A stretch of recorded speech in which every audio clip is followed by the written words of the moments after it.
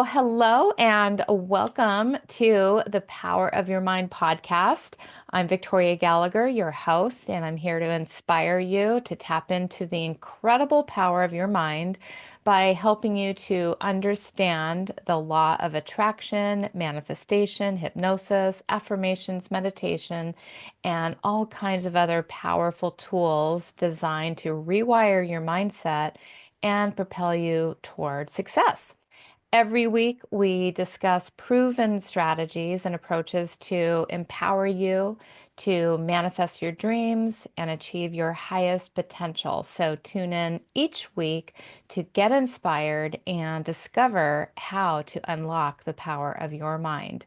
You are listening to episode number 378, and the title of today's episode is From Silence to Success with Nona Djavid. And I should have clarified that before we begin, just a little reminder to make sure that you subscribe to the Power of Your Mind podcast on your favorite platform so that you never miss an episode. Because every episode is just another opportunity for you to get inspired and to transform your life. And if you're getting value out of these episodes, then please support our podcast by leaving us a review, sharing the podcast with someone who could use a little inspiration, or by simply downloading and subscribing to my Believe Hypnosis app. And finally, if you're new to me, if you're new to the show, I'm Victoria Gallagher, best-selling author, practical law of attraction. I've been a hypnotherapist for the past 25 years, digital creator, course creator, inspirational speaker, entrepreneur, and I just love helping people to use the power of their minds to manifest success. Now, let's get into today's episode. So today's guest brings a very powerful story of resilience, mindset, transformation, born in a third world country where women were disempowered and stripped of their basic rights. She learned at a very early age that when your freedom is taken away, your mindset, perspective, and attitude are all you truly have. And so rather than allowing those limitations to take root, she used every dead end as an opportunity to grow and lead.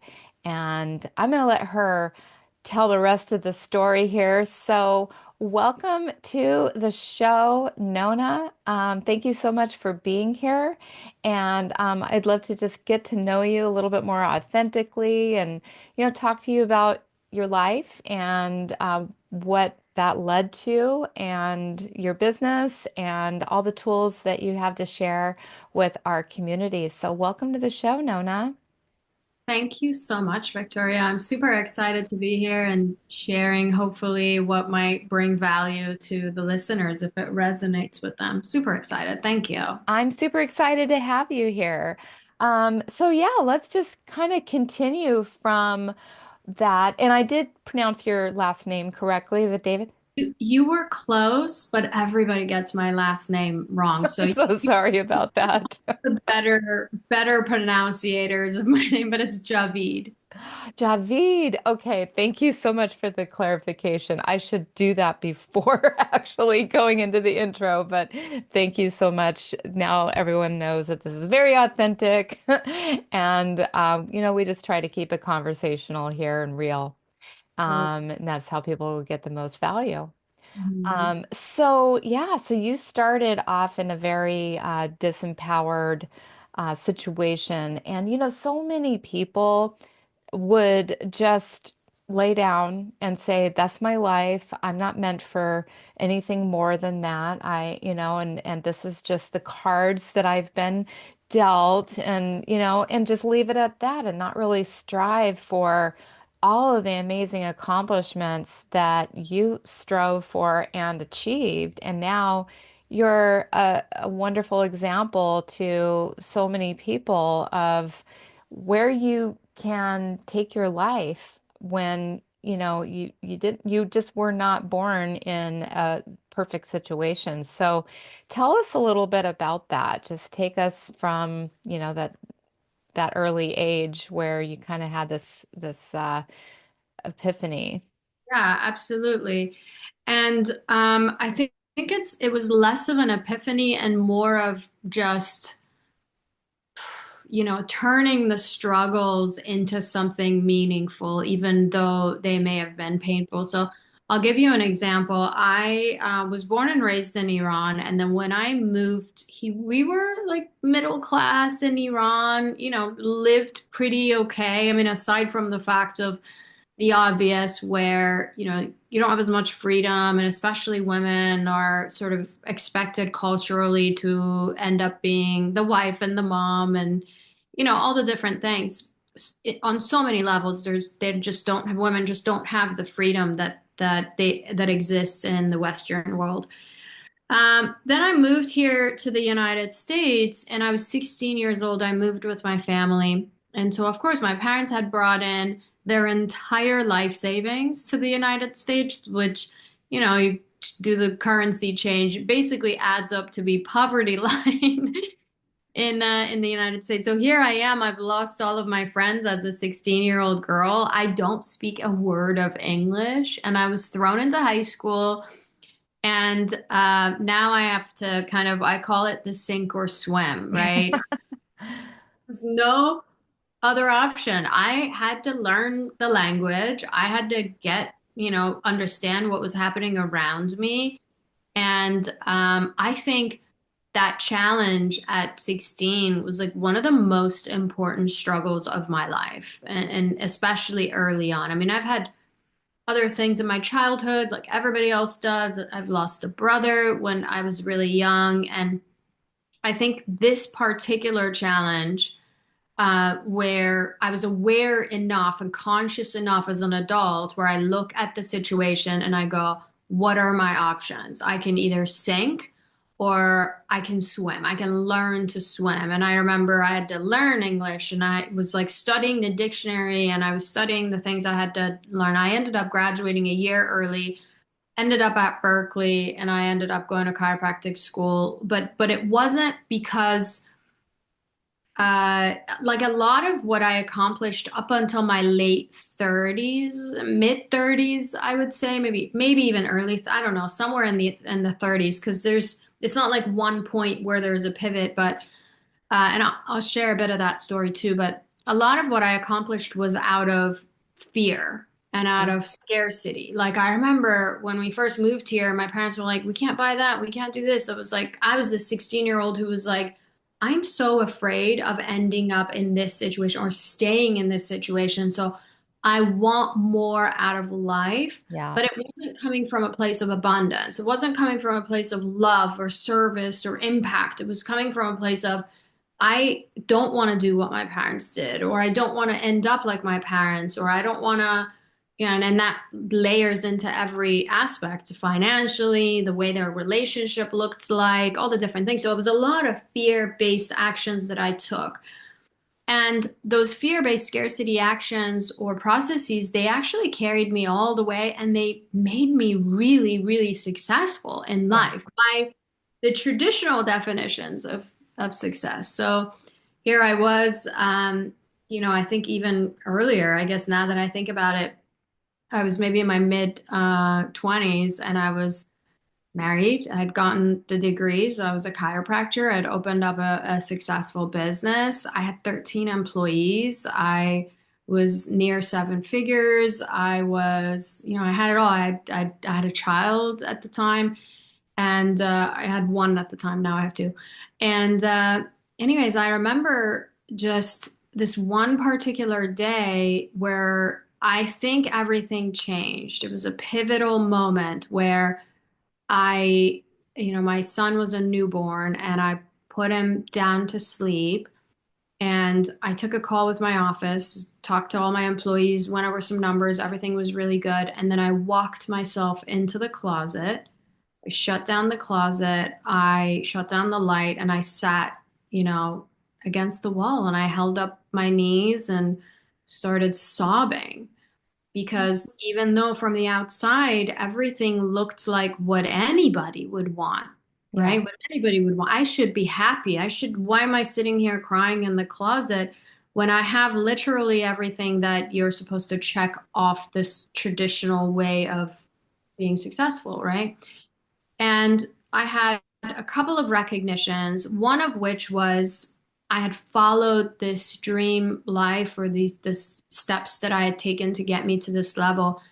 And it seemed like at the time it was all a borrowed dream, Mm. and not only that, this borrowed dream was built on scarcity and not enough. And am I gonna make it happen? And if I don't get married, if I don't have children, if I don't make money, if I'm not successful, if I don't look a certain way, right? And that was one big recognition I had that day in the closet. And another one was um, that I had to do things differently. Yeah. I mean, it sounds to me like, I think the message to me that I'm receiving from this is that, you were on survival mode. You basically were just doing whatever it took to survive. And you can become very successful in that mode, but it's only going to take you so far. You're never going to reach your true potential. There must be a graduation that happens that takes you to the point that you're meant for. Like you could probably have stayed there, but you just never would have felt fulfilled. You would have always had that aching feeling inside, like that feeling like I'm living on borrowed. This is all gonna go away, right? Yeah, yeah. And from the outside it looked happy and successful, but and even to me on the surface it looked happy and successful. Like what else could I want? But a couple layers deep, you go a couple layers deep and you're like, man, completely unhappy in my marriage. I was in a marriage that wasn't working. I was with somebody I shouldn't have been with to start with. I was swimming in postpartum depression at the time.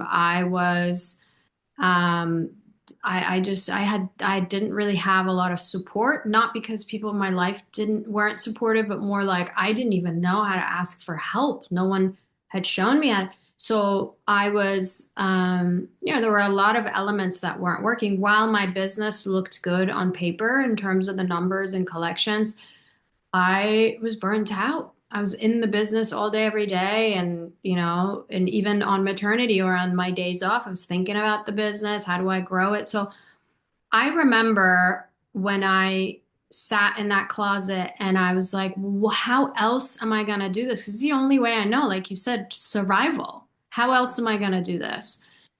So I remember thinking, what was it that I really, really, really wanted before all of this? Mm-hmm. That I wanted before people, consciousness of the world, the media, my parents, my culture, before anybody like had the ability to plant the seed of like you should do this or you should do that. This is what's the definition of success before all this borrowed dream. And I remember being 6 and 7 years old as like a little girl. I used to, like a fun fact, I used to play with cars and not Barbies or dolls, but I remember playing with cars and thinking my little cars on the carpet and I would like race them and whatever. And I remember I have this scene where I would think about what my life would look like. Like I would dream about the future. I was going to have a Prince Charming. I was going to be in love. I was going to live in the mountains. I was going to travel. I was going to have kids. I was going to change the world, one way or another. And I was going to be a teacher. I was going to teach. So these were the dreams I had when I was 6 and 7. Here I was in a mediocre marriage that really wasn't working. I had burnt out in my practice and in my business, and I had zero freedom. Even though money was in the bank, like I couldn't leave to go do anything. I had no travel, no adventure. Definitely wasn't in love. And I remember thinking, if what I've built so far is not real and is not giving me the fulfillment I'm looking for, it must not be real.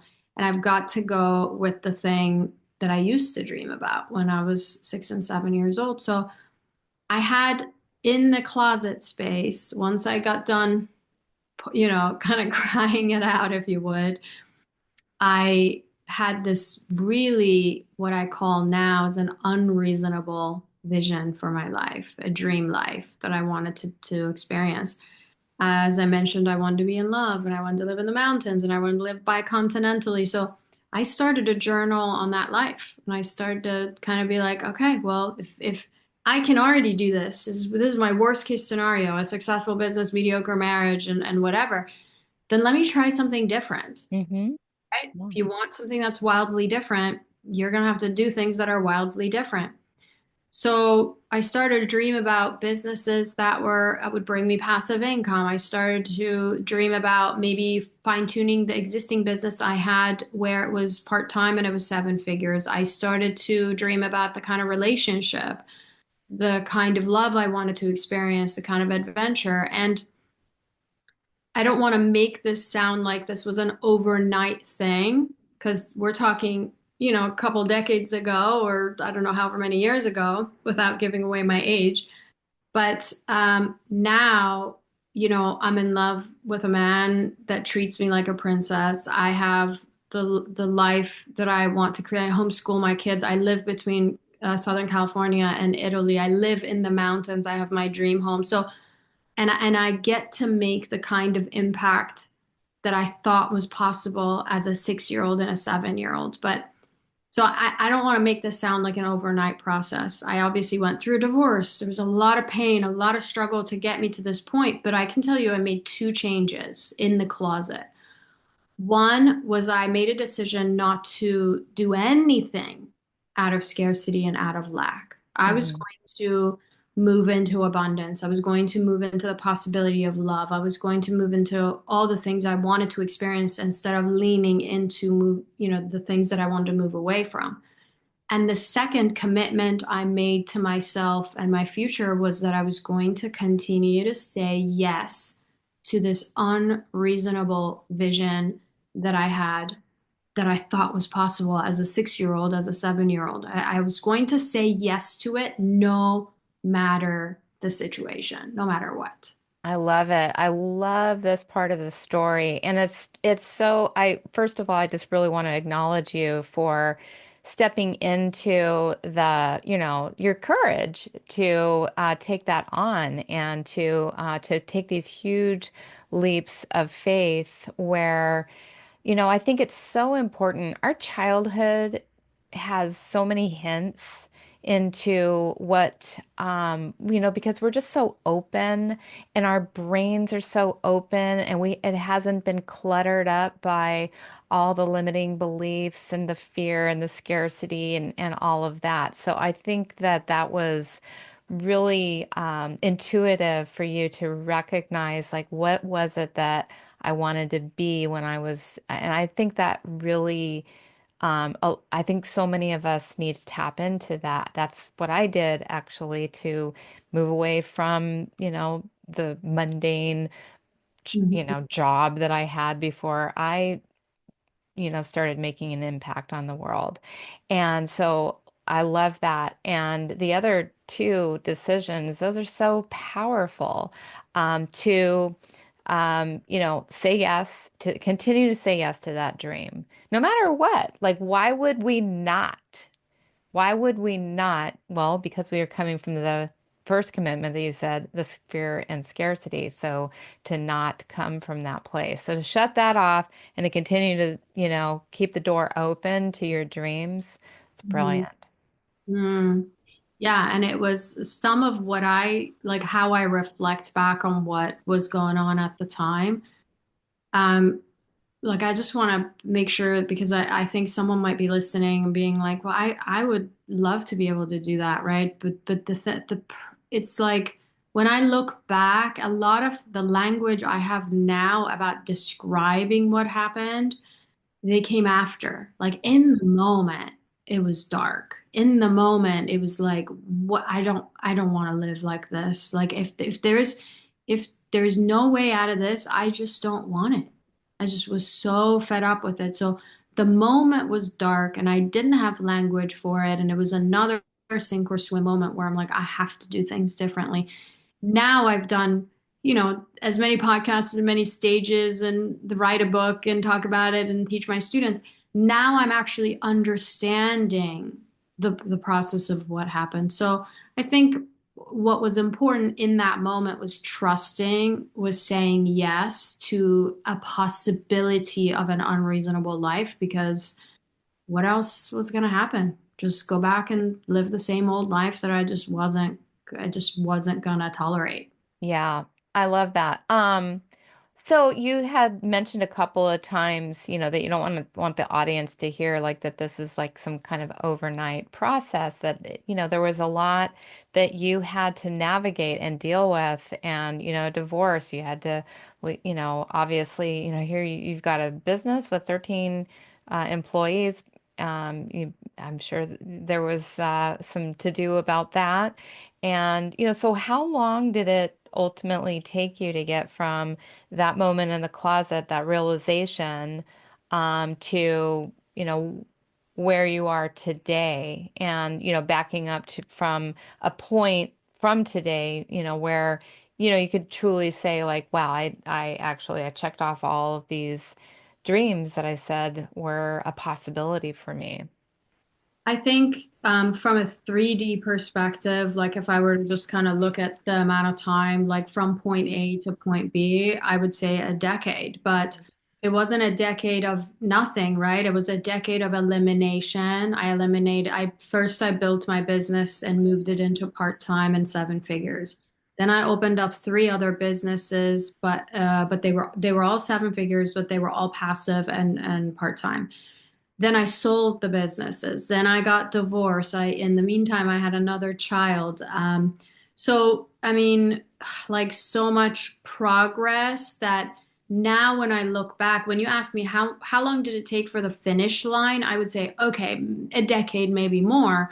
But every day it was a step closer, and every day I became happier, and every day that I chose the dream life, just the possibility of this unreasonable life, I had to eliminate something. And I remember thinking, and I still do this to this day, is I always ask myself every morning, I go, what do I want to experience and what needs to die? So what I want to experience is easy to be like, I would love this episode with Victoria to be amazing and incredible and land really well with everybody, and get to connect with new people. That's what I want to experience. And then what needs to die in this process for me to experience that? I have to let go of my ego. I have to eliminate the distractions. And in life, you got to let go of people. You got to let go of things. Maybe you got to move. Maybe there's a lot of scary moves that you're making along the way that in the moment they feel really dark, but over time you're moving towards that unreasonable dream life that you have. Abs yeah. Anything is possible. Absolutely. You have to let go. You have to make room for something good. And that part is scary too, because sometimes people would rather stay stuck in their comfort zone because it's what they know and they're afraid to let go of what they know. It's like what is that saying? I'm not going to get it right, but the devil that we know is better than the something that we don't know. And so many people get stuck in that comfort zone because, all the conversations, well, what if that doesn't work?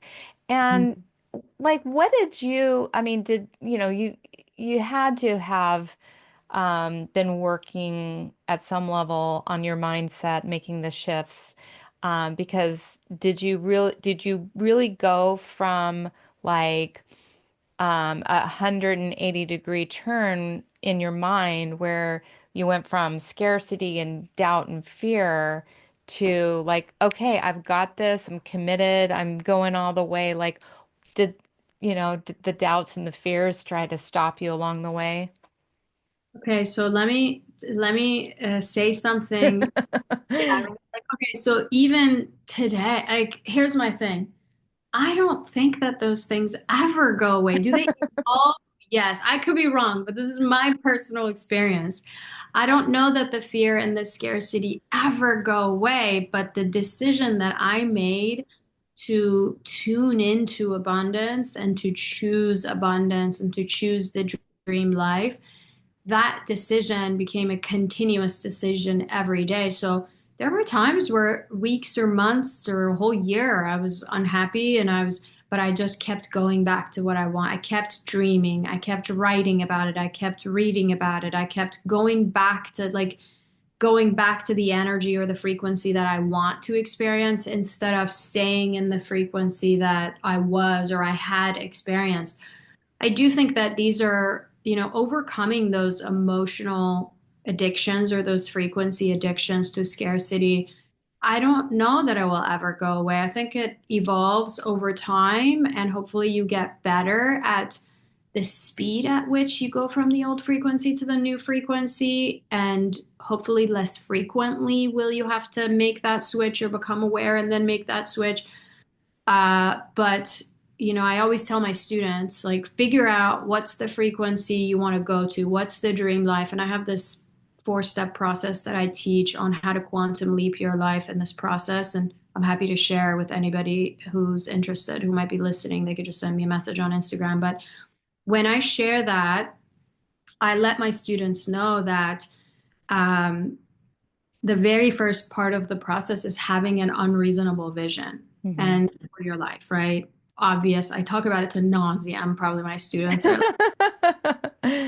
really think this is the key. But I talk about that because that becomes the foundation for the new frequency. So the more you hone into this and the more, and I know you know this as a hypnotherapist, as a manifestation coach, the more you hone into this and the more you live from this place of this unreasonable vision, Yeah. then the old habits, by habits I mean, obviously the neurons that I've wired together because of trauma, by old patterns, old emotions, right? Emotional addictions like scarcity, not enoughness. The more I can focus on that, then all of this will sort of prune itself out. I don't necessarily, my approach at least has been to focus more on where I'm headed instead of what I don't want to experience or what I Absolutely. The past. way I would summarize and that in my own words, what you said, I mean, we still have choices. We can still choose the old life. We can still choose the old feelings, the old frequency. We can still choose to have the fear. It's not going to go away just because we've made a choice to focus on that unreasonable life. Like the roads are still there. The paths are all still there. They're still available to you in your brain, but you will form a pattern where maybe it gets a little easier to stay that course. But it is that choice. You have to wake up every morning and decide, I'm choosing to go this way into my unreasonable life, and then after a time it starts to maybe feel a little less and less unreasonable and a little bit more reasonable. Yeah, thank you for saying that because it's only unreasonable from the place you are at right now. Like this identity right here, it feels like my next level unreasonable, like so unreasonable, so out there. Like when I was in the closet, so unreasonable for me to think I was gonna fall in love and travel the world. I mean, I'm there in a marriage that doesn't work with an infant who's about to wake up from a nap any minute, and I'm swimming in postpartum and I'm burnt out. Like so unreasonable for me to think that I was gonna live this life that I was dreaming about. But then as it got closer, it got more reasonable. And you may want, because I think we're all here for an evolution, may get to that level and then go, what's next? What's Absolutely. next level in my evolution? Who am I going to become in choosing the next unreasonable life that I might have? Yeah. And like just to reiterate what you said, it's not like it just goes from like I have this horrible life to boom, now I have the most amazing life. There's progress along the way. You get to have experience some success along the way. I equate that to like a person who's losing weight. I mean, it's like you don't just go from I'm 100 pounds overweight to in my perfect body, my ideal body. You get to experience the little successes. It's like, oh, I'm looking better. I'm actually starting to see that the goal is within reach. Oh, I'm down 25 pounds. Oh, I'm down 50 pounds. Oh, I'm down whatever it is, and you actually get to start enjoying better and better life. And once you hit that point, and what you've hit, now you get to say, okay, what's next for me? And because it is a continuation, and I'm sure at this point now you have other unreasonable goals. But since you hit the first unreasonable level in your life, does the next unreasonable feel less unreasonable? Like, how does that go for you? Okay, that's a good question. I actually, in the four steps of a quantum leap, so it's like two quantum leap, right? Which basically means doing it in a way that is outside the norm, really, right? It doesn't require more work. It requires a different energetic state to take your life, your relationship, your business, your career to the next level, not by doing more things, but by becoming the next level. Hmm. Four steps that I go through, the first step being the unreasonable life vision that you have, and it goes into the different categories, but the criteria for that, like, is that it has to be unreasonable. Is Mm. the next unreasonable dream life. So I take people through the three categories, right, of visions that you could have. One is a SMART goal. Everybody sets those. What is it like? Measurable, achievable, blah, blah, blah. And what that is basically something you already know how to do, right? By definition, a smart vision is something you already know how to do. The next kind of vision you might have might be an inspired vision. You're like, I don't know how to do this, but I can figure it out. I can call Victoria. I can get a session. I can coach. I can invest. I can Google it. I can read a book or YouTube it. But the third category is an unreasonable vision for life. This is where it, by definition, because by definition, you don't know what it takes. You don't know. Maybe you don't even know anybody who's done it. It just seems so far out. You don't even know where to start or how you would get into it. That's the definition of an unreasonable life. Right. It scares you a bit, right? So you Yeah. don't know. You not only not know how to do it, but you're like, ooh, am I worthy of this? Am I Right. This is like when Elon said, we're going to land on Mars someday. We're gonna that kind of exactly. that kind So of that unreasonableness. I'm not sure how to do this, but I'm going to put it out there. yeah, the how is gonna come when I'm at the frequency of this unreasonable life, right? Yeah. So, in my teachings and in what I've experienced, that's the first step is actually always needing it to be unreasonable for where you are and who you are. But listen, the next version of you, I call her the signature self, the 2.0 version of you Ooh, I like has that. has already done this and has the tools, already knows exactly what to do and what it takes to do that. All you have to do is you have to tune into her. Hmm. You have to kind of work through, and again, the next three steps I kind of take people through. How do you shift your identity? How do you embody her? How do you then take the actions that take you to that level? This is a beautiful process. So the first step you just went through it's and there's four steps within the first step. Yeah. That sounds like an amazing process. And I think just even uncovering that in and of itself. I mean, like you mentioned, everyone knows how to set a SMART goal. So now we've got that, but that whole tapping into that unreasonable and Mm, then also tapping into who am I that has what it takes. It has everything I need and trusting that and allowing that information to unfold. How much resistance do you get from people when really, because I know for me, I help a lot of people to get clarity which is in a way what you're doing. And I think what stops a lot of people from that clarity personally is just the lack of belief. They're not willing to commit to something that they cannot even Yeah. perceive of or believe. Yeah. So I try to lean into that. Yeah. I try to lean into that. So the resistance I think comes in two levels, and I'm sure you experienced this.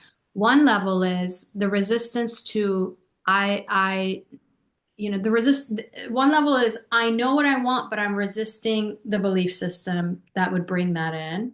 Like I know what I want, like I want this house, I want this love life, I want this level of impact, but I just can't see it. I don't know if I can, right? That's one level of resistance. Hmm. One other level of resistance is I don't know what I want, Yeah. Yeah. which is So how often do you get that one versus the one like where you know what you want, but you're just like, I I think don't I think don't I have know it. if this is like real like stats and out there like on average or if this is my audience. I Your think audience. the majority of people that I work with like in my coaching container or even privates are probably in the I know what I want, but I just can't see it. Yeah. And they might not have full clarity, but they have at least 5 bullet points of the things they want to experience, 3 to 5 bullet points. But if there's resistance, even like one layer before, which is I don't know what I want, which that I think is more challenging because it's not that you don't know what you want. You're sort of using that to stay where you're at and stay safe for your nervous system to sort of stay safe, right?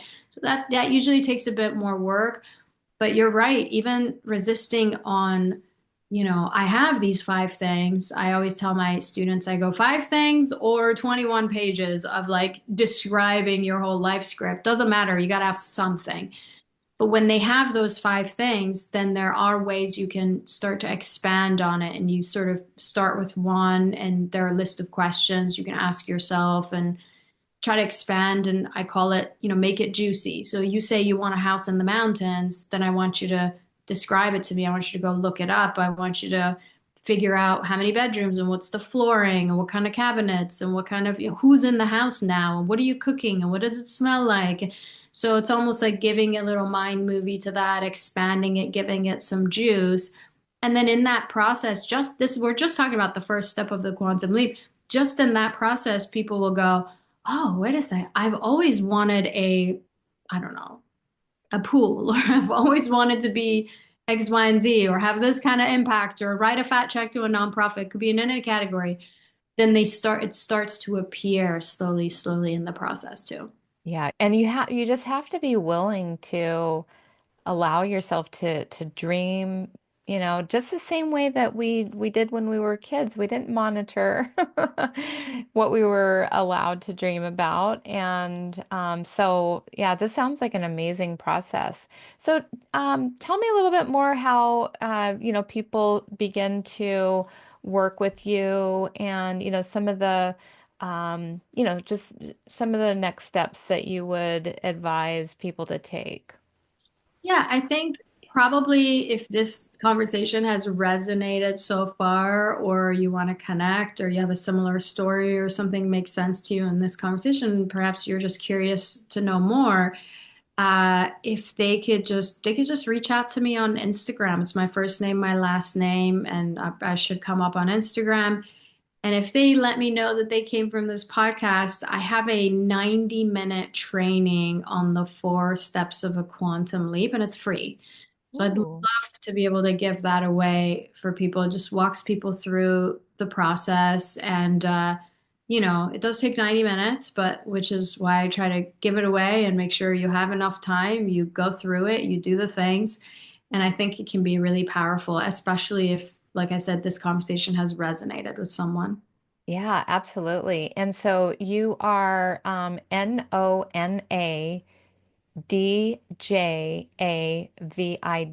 on Instagram.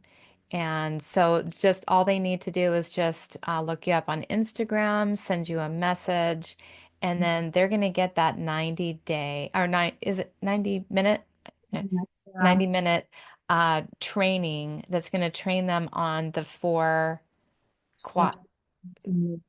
That's amazing. That sounds like a really, really generous offer. So, thank you. And if they mention the podcast, just mention that they heard me on heard you on the Power of Your Mind podcast. Yes, absolutely. Awesome, awesome.